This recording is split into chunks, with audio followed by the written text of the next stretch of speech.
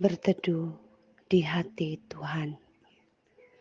Senin 14 November 2022. Damai sejahtera kutinggalkan bagimu. Mari saudaraku yang terkasih di dalam Tuhan, kita akan merenungkan firman Tuhan yang terambil dari Yohanes pasalnya yang ke-14 di dalam ayat yang ke-27. Damai sejahtera kutinggalkan bagimu. Damai sejahteraku kuberikan kepadamu. Dan apa yang kuberikan tidak seperti yang diberikan oleh dunia kepadamu. Janganlah gelisah dan gentar hatimu. Saudaraku yang terkasih di dalam Tuhan, setiap kita menginginkan damai sejahtera. Dan seringkali kita mengartikan damai sejahtera adalah kondisi, situasi yang baik-baik, yang semuanya tenang, tidak ada persoalan, tidak ada kesulitan. Bukankah itu yang seringkali kita anggap sebagai damai sejahtera? Ada seorang pelukis yang melukis tentang damai sejahtera. Pelukis pertama melukis damai sejahtera adalah sebuah pemandangan yang tenang, teduh di sebuah pegunungan yang begitu hijau. Ada suara air kecil gemercik. Lalu yang pelukis kedua melukiskan damai sejahtera adalah di sebuah pantai yang begitu tenang. Hampir tidak ada ombak yang besar, hanya ada riak-riak kecil ombak.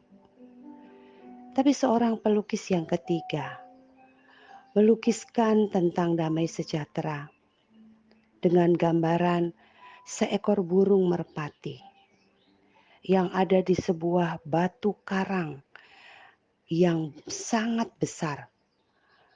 Dia ada di satu lubang kecil di batu karang itu. Di sekitar batu karang itu ada laut di mana gelombang begitu besar menerpa batu karang itu. Tetapi burung merpati itu digambarkan tertidur tenang di lubang kecil di dalam batu karang. Saudaraku, damai sejahtera yang digambarkan pelukis ketiga inilah yang adalah gambaran damai sejahtera yang ingin Tuhan berikan kepada saudara dan saya. Bukan damai sejahtera karena semua baik-baik saja. Bukan damai sejahtera karena semua tidak ada persoalan.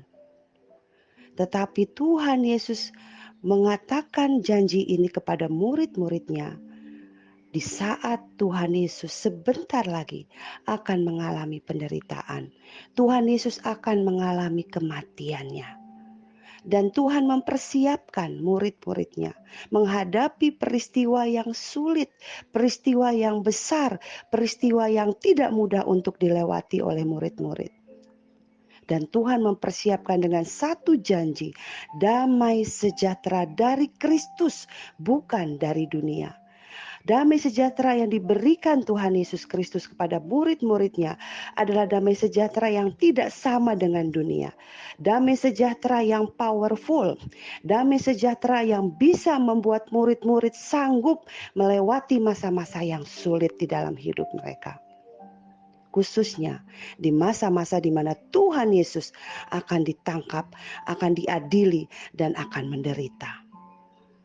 Saudaraku yang terkasih, di dalam bagian ini juga damai sejahtera terkait dengan janji dari Tuhan tentang roh penghibur, yaitu Roh Kudus, yang akan diberikan kepada murid-murid Tuhan. Karena Tuhan Yesus mengatakan, aku tidak akan pernah membiarkanmu sebagai yatim piatu. Sudah seringkali kita tidak mengalami damai sejahtera karena kita merasa sendirian, kita merasa sebagai seorang yatim piatu. Tapi Tuhan Yesus katakan, engkau tidak menjadi yatim piatu. Engkau akan mengalami damai sejahtera karena aku menyertaimu. Memang secara fisik Tuhan Yesus tidak akan terus bersama-sama dengan murid-muridnya, karena Tuhan Yesus akan kembali kepada Bapaknya, karena Dia adalah Allah itu sendiri. Tetapi saudaraku, Tuhan Yesus mengatakan ada Roh Kudus yang akan diutus untuk tinggal di dalam hati murid-muridnya. Akan tinggal di hati orang-orang yang percaya kepada Tuhan Yesus Kristus. Roh itulah yang akan menghibur, menguatkan, dan tinggal selama-lamanya di hati orang percaya. Ini saudaraku, yang menjadikan damai sejahtera itu tidak tergantung dengan kondisi. Walaupun kondisi mengalami peperangan, kondisi mengalami persoalan, tetapi kalau kita yakin di dalam beriman kepada Tuhan Yesus Kristus, kita diberikan Roh Kudus di dalam hati kita yang akan menghibur kita, menguatkan kita, dan Roh Kudus tidak pernah meninggalkan kita. Dia terus ada selama-lamanya menyertai kita, saudaraku. Maka sekali lagi, damai sejahtera itu akan muncul bukan karena situasi atau kondisi yang baik. Itulah damai sejahtera dari dunia yang bisa berubah-berubah, yang tergantung perasaan kita, yang tergantung kondisi kita. Tapi damai sejahtera yang diberikan Tuhan akan tetap. Kenapa? Karena ada Roh Kudus di dalam diri kita yang terus menjaga dan melindungi kita. Dan saudaraku, Roh Kudus yang ada pada kita, itulah roh kebenaran yang akan menjadikan kita hidup suci dan hidup kudus sesuai dengan firman Tuhan. Maka Tuhan Yesus mengatakan sebelum memberikan janji damai sejahtera, orang yang mengasihi Tuhan Yesus adalah orang yang melakukan firman Tuhan.